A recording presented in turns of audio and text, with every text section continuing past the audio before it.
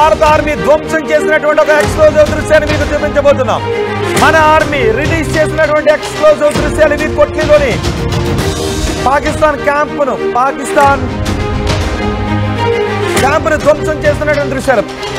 కొట్లీలో Pak post ని మనం ధ్వంసం చేస్తున్నటువంటి దృశ్యాలు. పాకిస్తాన్ ఆర్మీ క్యాంపులను కూడా కాపాడుకోలేకపోతుంది. పాకిస్తాన్ ఆర్మీ హెడ్ క్వార్టర్స్ కూడా కాపాడుకోలేకపోతుంది. ఇప్పుడు ఆర్టీవీ స్క్రీన్ పైన మీరు చూస్తున్నటువంటి ఎక్స్క్లూజివ్ దృశ్యాలు ఇవి. మన ఆర్మీ అధికారికంగా రిలీజ్ చేసినటువంటి దృశ్యాలు చూడండి. ఒకసారి అక్కడ ఒక ఆర్మీ పోస్ట్ కనిపిస్తుందా? ఆర్మీ పోస్ట్ పైన మన డ్రోన్ దాడి చేయడంతో ఒక్కసారిగా అక్కడ మంటలు వ్యాపించాయి, పొగ వ్యాపించింది. ఆ పొగ కంటే ముందు అక్కడ ఒక ఆర్మీ పోస్ట్ మనకు కనిపిస్తుంది. ఇది కొట్లీలో ఆ ఆర్మీ పోస్ట్ ధ్వంసమైనటువంటి దృశ్యాన్ని ఇప్పుడు మీరు ఆర్టీవీ స్క్రీన్ పైన చూస్తున్నారు. నిజానికి పాకిస్తాన్ లో ఆర్మీ పోస్టులకు ఉగ్రవాద పోస్టులకు తేడా లేదు. ఆర్మీ ఉగ్రవాదులు రెండు కూడా కలిసే ఉంటాయి. అందుకే ఆర్మీలో చేసిన వాళ్ళే ఉగ్రవాదులుగా మారి మన దేశంపైకి దాడికి వస్తున్నారు. మన పహల్గాం దాడిలో కూడా పాక్ మాజీ కమాండోనే ఉన్నాడు అంటూ కూడా వార్తలు వచ్చాయి. ఇప్పుడు ఈ దృశ్యాలు ఎక్స్క్లూజివ్ గా మీరు ఆర్టీవీ స్క్రీన్ పైన చూస్తున్నారు. ఇండియన్ ఆర్మీ రిలీజ్ చేసిన దృశ్యాలను అందరికంటే వేగంగా మీకు ఎక్స్క్లూజివ్ గా అందిస్తోంది ఆర్టీవీ. యుద్ధానికి సంబంధించిన అప్డేట్స్ ను వేగంగా నిరంతరాయం మీకు అందిస్తున్నాం. శ్యామ్ ప్రసాద్ గారు, కొట్లీలో ఆర్మీ పోస్ట్ ను కూడా మనం ధ్వంసం చేసాం. అవి కూడా మన సోషల్ మీడియాలో పెట్టాం. మన ఆర్మీ అధికారికంగా రిలీజ్ చేసింది. ఇంతకు ముందు ఆర్మీ హెడ్ క్వార్టర్స్ అని కూడా మనం కొట్టాం. అక్కడ పొగలొస్తున్నటువంటి ఆ దృశ్యాలు కూడా వాళ్ళే సోషల్ మీడియాలో పోస్ట్ చేసుకుంటూ ఉన్నారు అక్కడ ప్రజలు. ఇప్పుడు ఒక ఆర్మీ పోస్ట్ ను కూడా మనం ధ్వంసం చేసాం కొట్లీలో. మీరు ఊహించండి ఆర్మీ పోస్ట్ ని ధ్వంసం చేయడమే కాకుండా ఆ విజువల్స్ కూడా మన దగ్గర ఉన్నాయంటే మన టెక్నాలజికల్ ఇన్నోవేషన్, మన టెక్నాలజికల్ సుపీరియారిటీ ఎంత ఉందో మీరు ఒక్కసారి ఊహించండి.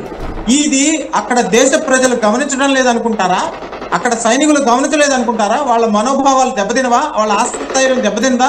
వాళ్ళు పాకిస్తాన్ 1971 వారిలోగల 90,000 మంది అస్త్రసన్యాసం చేసి పారిపోరని ఎలాగా అనుకోగలం? చాలా దెబ్బతీస్తుంది ఇది వాళ్ళ మనోధైర్యాన్ని.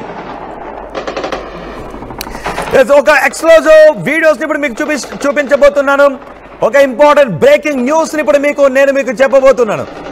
పాకిస్తాన్ కి ముందు వెనుక కూడా అగ్నిగుండమే కనిపిస్తుంది. ఇప్పుడు పాకిస్తాన్ కి ఇప్పుడు వేరే దారి లేదు. భారతదేశం ముందు తప్పైపోయింది అని సాగిల పట్టం తప్ప వేరే అవకాశం లేదు. ఎందుకంటే బలూచిస్తాన్ ఆర్మీ పాకిస్తాన్ సైనికులను 20 మంది సైనికులను బలూచిస్తాన్ ఆర్మీ చంపేసింది. బ్రేకింగ్ న్యూస్ మీరు ఆర్టీవీ స్క్రీన్ పైన చూస్తున్నారు. చూడండి ఒకసారి ఆ దృశ్యాలు. తెహ్రీక్-ఏ-తాలిబాన్ 20 మంది పాకిస్తాన్ ఆర్మీ ఈ దాడిలో చనిపోయారు. పాకిస్తాన్ ఆర్మీని తెహ్రీక్-ఈ-తాలిబాన్ చంపేసినట్టుగా తెలుస్తోంది. ఇప్పుడు మీకు చూపిస్తున్నటువంటి దృశ్యాలు బలూచిస్తాన్ ఆర్మీ దాడి చేసినటువంటి దృశ్యాలు మీకు చూపిస్తున్నాం.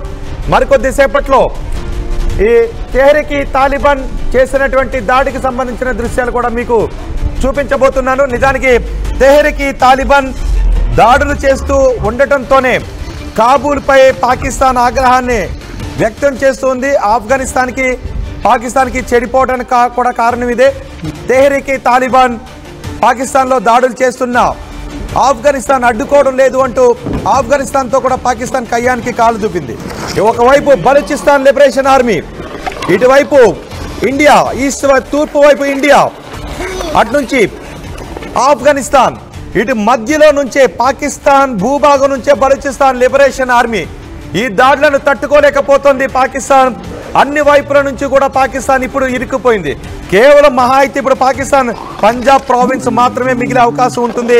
ఖైబర్ పఖ్తూన్ఖ్వాలో కూడా ఇప్పుడు వాళ్ళు ఆఫ్ఘనిస్తాన్తో చేరడానికి ఆసక్తిని చూపిస్తున్నటువంటి ప్రాంతాలు ఉన్నాయి. కేవలం పంజాబ్ ప్రావిన్స్ మాత్రమే పాకిస్తాన్కు మిగిలే అవకాశం ఉంది. ఒక్కసారి ఎందుకంటే తెహ్రీక్-ఈ-తాలిబాన్ 20 మంది పాకిస్తాన్ సైనికులను చంపేసింది. ఇంతకు ముందు మనం చూసాం బలూచిస్తాన్ లిబరేషన్ ఆర్మీ 14 మంది పాకిస్తాన్ సైనికులను చంపేసింది. ఇప్పుడు తెహ్రీక్-ఈ-తాలిబాన్ 20 మంది పాకిస్తాన్ సైనికులను చంపేసింది. భారత army Pakistan army head quarters ని పేల్చేసింది. అంతేకాదు పాకిస్తాన్ ఆర్మీ పోస్టులను పేల్చేసింది. పాకిస్తాన్ ఆర్మీ హెడ్ క్వార్టర్స్ కూడా పేల్చేయడంతో పాకిస్తాన్ ఆర్మీలో ఇప్పుడు ఆత్మస్థైర్యం దెబ్బతింది, వాళ్ళ మొరాలిటీ పూర్తిగా దెబ్బతింది. ఇక యుద్ధం చేయలేని విధంగా పాకిస్తాన్ ఆర్మీ మిగిలిపోయే అవకాశం కనిపిస్తుంది. శ్యామ్ ప్రసాద్ గారితో మాట్లాడదాం. శ్యామ్ ప్రసాద్ గారు, ఏంటి ఇప్పుడు పాకిస్తాన్ పరిస్థితిని ఎలా చూడాలి? ముందు నుంచి ఈస్ట్ వైపు నుంచి భారతదేశం పాకిస్తాన్ ఆర్మీ హెడ్ క్వార్టర్స్ కొట్టేసింది. అటు తెహ్రీక్ తాలిబాన్ 20 మంది పాకిస్తాన్ ఆర్మీ ప్రతినిధులను చంపేశారు. అటు బలూచిస్తాన్ లిబరేషన్ ఆర్మీ ఎక్కడ కుదిరితే అక్కడ పాకిస్తాన్ సైనికులను చంపేస్తూ ఉన్నారు. ఇప్పుడు పాకిస్తాన్ సిచ్యువేషన్ ఎలా చూడాలి? మీరు చూడండి సార్, అక్కడ పాకిస్తాన్ కి మీద ఆఫ్ఘనిస్తాన్ కి బలూచిస్తాన్ కి పీకల దాకా కోపం ఉంది sir. Balochistan mineral rich country. అక్కడ వాళ్ళు అన్ని తీసుకొచ్చి వాళ్ళు నీళ్ళన్నీ ఇక్కడ వాడుకుంటారు, పంజాబ్ కి సింధుకి. వాళ్ళకి చాలా కోపంగా ఉన్నారు వాళ్ళు. నంబర్ 1. నంబర్ 2, ఆఫ్ఘనిస్తాన్ కి మనకి ప్రజల మధ్య చాలా సత్సంబంధాలు ఉన్నాయి మొదటి నుంచి. మనకి తాలిబాన్ తో గవర్నమెంట్ గా ప్రభుత్వ పరంగా మనకి దౌత్య సంబంధాలు లేకపోయినప్పటికీ కూడా అక్కడ ప్రజలకి మనం ఎంతో మంచి పనులు చేసాం. ఆ విషయం తాలిబాన్ కూడా తెలుసు. కాబట్టి ఈ రోజు ఏమైంది, పాకిస్తాన్ ఏకాకిగా మారిపోయింది. పెంచి పోషించిన ఫ్రాంకెన్స్టైన్ మాన్స్టర్ చేసిన ఆఫ్ఘనిస్తానే ఈ రోజు వాళ్ళు మాట్లాడలేదు. తహరీకే పాకిస్తాన్ అని చెప్పి, తహరీకే తాలిబాన్ అని చెప్పి, పాకిస్తాన్ కూడా ఒక లింక్ ఉంది అక్కడ. తాలిబాన్ ఏజెన్సీ పాకిస్తాన్ లో కూడా ఒకటి ఉంది. అది ఆఫ్ఘనిస్తాన్ లో వాళ్ళ హెడ్ క్వార్టర్స్ ఉన్నాయి. వాళ్ళు కూడా వీళ్ళ మాటలు వింటలేదు. ఎందుకంటే వాళ్ళకి బోర్డర్ డిస్ప్యూట్ ఉన్నది. మీది ఏది, మీ ప్రాంతం ఏది, మా ప్రాంతం ఏదని. అంటే ఏమైంది, పాకిస్తాన్ తను చేసుకున్న దుశ్చర్యల వల్ల చైనాతో చేరి చైనా పాకిస్తాన్ ఎకనామిక్ కారిడార్ అని పెట్టారు. దేంట్లోంచి పెట్టారు? అది ఇండియా భూభాగంలో, పాకిస్తాన్ ఆక్యుపై చేసుకున్న భూభాగంలో, బలూచిస్తాన్ లో, సింధులో వాళ్ళు మాకు వద్దు అని నెలల తరబడి అక్కడ ట్రక్కులు ఆగిపోయి ఉన్నాయి. ఎకనామిక్ యాక్టివిటీ ఆగిపోయింది. రైట్. ఇలాంటి పరిస్థితుల్లో పాకిస్తాన్ ఉన్న ఆప్షన్ ఏంటి? ఒకవైపు సొంత భూభాగం నుంచే బలూచిస్తాన్, మరోవైపు ఆఫ్ఘనిస్తాన్. మొన్న కాబూల్ కూడా వెళ్ళి మన దౌత్య ప్రతినిధులు కాబూల్ కూడా వెళ్ళి మాట్లాడొచ్చారు, తాలిబాన్ ప్రతినిధులతో మాట్లాడొచ్చారు, తాలిబాన్ దౌత్యవేత్తలతో మాట్లాడొచ్చారు.